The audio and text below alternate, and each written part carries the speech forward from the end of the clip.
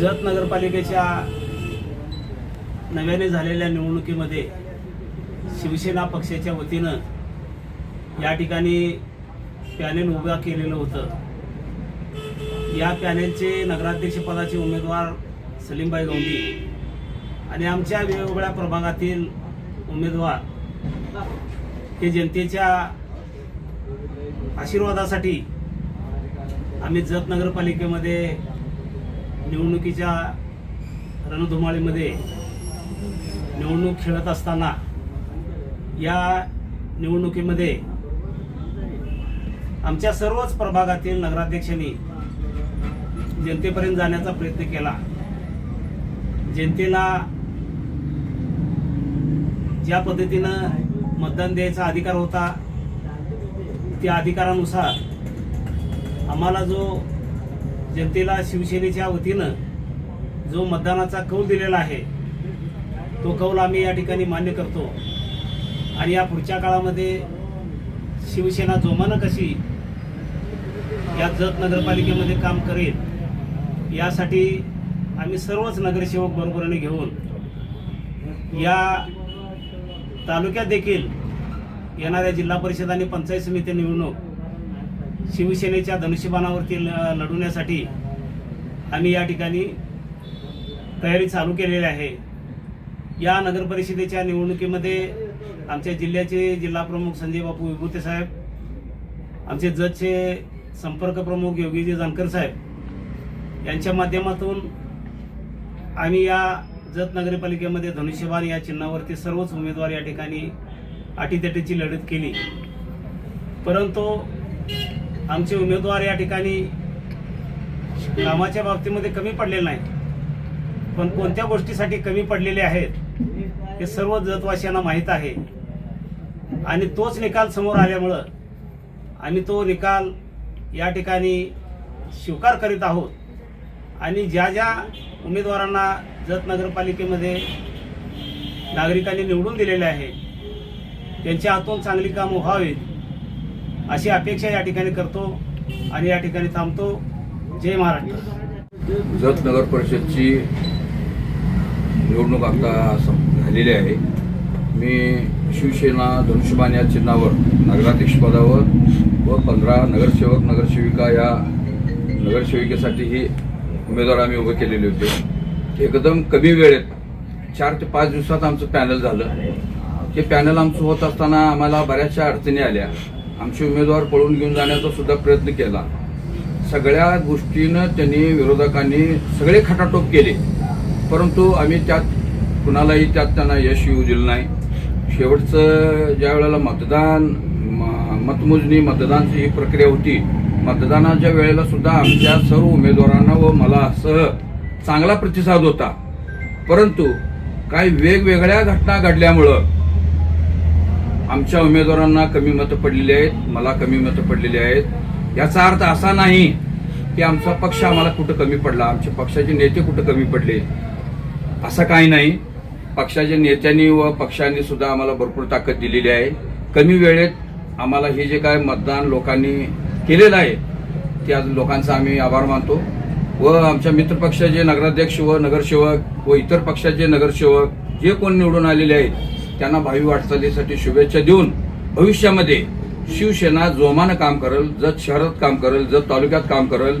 ज्या काही विविध योजना शासनाच्या आहेत, जे मंत्री आमचे शिवसेने गटाचे जे मंत्री आहेत त्यांच्याकडे जी खाती आहेत त्या सर्व खात्याचा पाठपुरावा करून जत शहरातील तालुक्यातील नागरिकांना ज्या ज्या काही सोयी सुविधा द्याव्या लागतात त्या सर्व सोयी सुविधा आम्ही शिवसेनेमार्फत देण्यासाठी कुठेही कमी पडणार नाही। लवकरच मी माझे सर्व नगरसेवक व जत शहरातील पत्रकार मंडळी या सगळ्यांना घेऊन जाऊन आम्ही एकनाथ शिंदे साहेब व सर्व मंत्रिगणांची भेट घेणार आहोत। मताची आकडेवारी पाहता आज प्रचाराची यंत्रणा आमची कशी होती आणि ऍक्च्युअली मतमोजणी झाल्यावर आमचे आकडे काय झाले याचं आत्मपरीक्षण जनतेनं करावं। काही वेगवेगळ्या घटनेमुळे हे घडलेलं आहे। आम्ही असं म्हणत नाही आम्ही मतदारापर्यंत जाण्यात थोडं कमी पडलो असेल, परंतु असा याचा अर्थ नाही की आम्हाला दुजाभाव किंवा आम्हाला ह्या भावनेनं हे बघावं करावं या उद्देशानं सर्वजण अटीतटीनं माझे सर्व नगरसेवक बंधू भगिनी अगदी जोमानं काम केलेले आहेत, लोकांपर्यंत पोहोचलेले आहेत. प्रत्येक घरात कुठल्याही पक्षाचं पॉम्पलेट गेलं नसेल, परंतु आमच्या शिवसेनेचं पॉम्पलेट हे प्रत्येक घरात गेलेलं आहे. तर माझी सर्व मतदार बंधू भगिनींना ज्यांनी केलेत, पुढं काय वेगवेगळ्या घटनेमुळे मागलं तर आकडा गेला असेल आमचा, नाही तर कुठला तर आकडा गेला असेल, हा भाग वेगळा आहे. परंतु आम्ही सर्वस्वी आभारी आहोत, त्यांचं ऋणी आहोत. भविष्यात सुद्धा जत शहरातील जनतेचं व तालुक्यातील जनतेचं काम आम्ही शिवसेनेच्या नेतृत्वाखाली आमचे नेते अंकुश हिवाळे साहेब असतील, आमचे जिल्हाध्यक्ष बापू विभूते असतील, योगेश जानकर असतील, या लोकांच्या मार्गदर्शनाखाली आम्ही जोमानं काम करू. लवकरच आम्ही सर्व जत शहरातील नगरसेवक उमेदवार शिवसेनेचे व मी आमच्या अंकुश हिवाळे साहेबांच्या नेतृत्वाखाली, संजय बापू विभूते साहेबांच्या नेतृत्वाखाली, जत संपर्क प्रमुख योगेशजी जानकर साहेब यांना बरोबर घेऊन एकनाथ शिंदे साहेब मुख्यमंत्री जे नगरविकास खात्याचे, एकनाथ शिंदे साहेब उपमुख्यमंत्री जे त्यांच्याकडे नगरविकास खातं आहे, उदय साहेबांच्याकडे उद्योग खातं आहे, परिवहन खातं आमच्याकडे आहे, पाटबंधारे खातं आमच्याकडे आहे, पाणीपुरवठा खातं आमच्याकडे आहे. या सर्व मंत्रिगणांची भेट घेऊन जत शहरामध्ये जास्तीत जास्त योजना कुठल्या राबवाव्या लागतील व ज्या गरजेच्या आहेत त्या योजना आम्ही जास्तीत जास्त पद्धतीनं राबवू व एक शिष्टमंडळ घेऊन जाऊन आम्ही या सर्व मंत्रिगणांना भेटून जत तालुक्यामध्ये जास्तीत जास्त विकास, जत शहरामध्ये व जत तालुक्यामध्ये जास्तीत जास्त विकास किती करता येईल यासाठी पाठपुरावा करून भविष्यात आम्ही जोमानं काम करू व येणाऱ्या जिल्हा परिषद पंचायत समिती निवडणुकीमध्ये सुद्धा धनुष्यबाणाचा करिश्मा आम्ही दाखवण्याचा प्रयत्न करणार आहोत.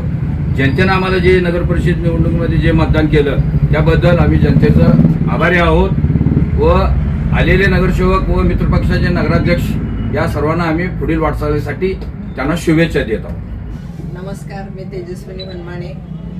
आज सर्व नगर परिषदांचा महाराष्ट्र राज्यात काल सार्वत्रिक निवडणुकांचा निकाल पाहता मी एकनाथजी शिंदे साहेबांच्या शिवसेना या पॅनलमधून निवडणूक लढवली आणि काल सर्व जत शहराचा शिवसेनेचा निकाल पाहिला तर खरंच एक चिंताजनक विषय पक्षश्रेष्ठींना गेलेला आहे. त्याचं कारण असं आहे की जत शहरात पहिल्यांदा जत तालुक्यामध्ये शिवसेनेचं पॅनेल लागलं.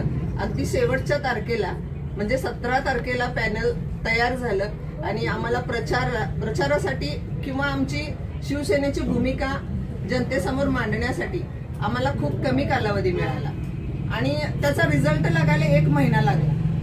ही एक गोष्ट आमच्यासाठी काळजी करण्यासारखी होती. दुसरी गोष्ट, आज सांगली जिल्हा असेल, महाराष्ट्र राज्य असेल, एकनाथजी शिंदे साहेबांचा पूर्णपणे 2 नंबरला विजय झालेला आहे. त्यांचे मी मनापासून अभिनंदन करते व सर्व जत शहरातल्या जनतेमार्फत त्यांना शुभेच्छा देते. आणि जो जत मधील मतदार बंधू भगिनींनी जतच्या शिवसेना पॅनलला मतदान केलेले आहे ते खरंच खेदजनक आहे. मी असं म्हणेन की आज निवडून आलेले सर्व विरोधी पक्ष किंवा जे 8 वर्ष झालं, आता दुसरी निवडणूक लागली, अगोदर काँग्रेसचे आमदार, काँग्रेसची नगर परिषद होती आणि वरती महाराष्ट्र राज्यामध्ये किंवा केंद्रामध्ये सत्ता कुणाची आहे हे न पाहता जतमधील नागरिक आपला विकास थांबवून घेतात असं मी म्हणेन. ज्यांची सत्ता आहे त्याकडे कल असावा मतदारांचा, तेव्हा आपल्याला सुविधा येऊ शकतात. आज सांगली जिल्ह्यात आपण विटा नगर परिषद पाहतोय, 1 नंबरची नगर परिषद म्हणून नावाजलेली आहे. महाराष्ट्र राज्यामध्ये, केंद्रामध्ये त्यांनी पुरस्कार घेतलेले आहेत. त्याचं कारणच असं आहे की नगरविकास मंत्री कोण आहे महाराष्ट्र राज्याचे हे जनतेला कळायला पाहिजे होतं. आज त्यांचा एक तरी शिलेदार त्यांनी महाराष्ट्र राज्यामध्ये विधान भवनात पाठवायला पाहिजे होतं, सभागृहात पाठवायला पाहिजे होतं नगर परिषदमध्ये. तरीही त्यांनी जे मतदान आम्हाला केलेलं आहे त्या मतदार बंधू भगिनींचा आम्ही मनापासून आभार मानतो. आणि येणाऱ्या पुढील काळात जत शहरात आम्ही प्रत्येक गल्ली बोळात जाऊन पाहतोय, जंगलात गेलेलं फील होते शहरामध्ये फिरताना. आज रस्ते नाहीत, लाईट नाहीत. अगदी जत शहराची नामांकित जी आपण डफळे कॉलनी म्हणतो, जिथं राजे राहतात आणि तिथं सर्व प्रचार सभा होतात प्रतिनिधींच्या, तिथं सुद्धा जंगलात गेलेलं फील होते. घरातून बाहेर पडलं की चिखलात पाय पडतोय. दुसरी गोष्ट, आज प्रभाग 7 मध्ये माझं घर आहे, माझं कुटुंब आहे आणि त्या प्रभागाचा 25 वर्ष झालं रस्त्याची मी मागणी करते. पुढील काळात आम्ही जत शहरासाठी त्यांच्याकडून ज्या सुविधा भेटतील त्या आम्ही आणण्याचा प्रयत्न करू आणि जोमाने तुमच्या सेवेसाठी दिवस रात्र प्रयत्न करू एवढं आव्हान करते आणि थांबते. जय हिंद, जय Maharashtra. Press the bell icon on the YouTube app and never miss another update.